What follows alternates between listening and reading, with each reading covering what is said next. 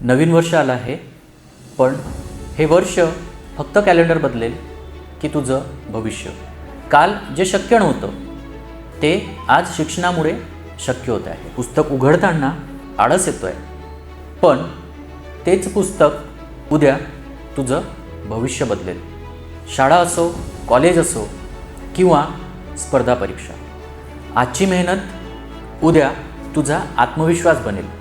लक्षात ठेव, शिक्षण हे ओझं नाही, तेच तुझं सर्वात मोठं शस्त्र आहे. यावर्षी नवीन संकल्प कर, दररोज थोडं शिक, पण कधीही हार मानू नका. कारण आजचा विद्यार्थी उद्याचा भविष्य घडवतो. तुम्हाला 9 वर्षाच्या शुभेच्छा. शिकत रहा, घडत रहा, पुढे जात रहा.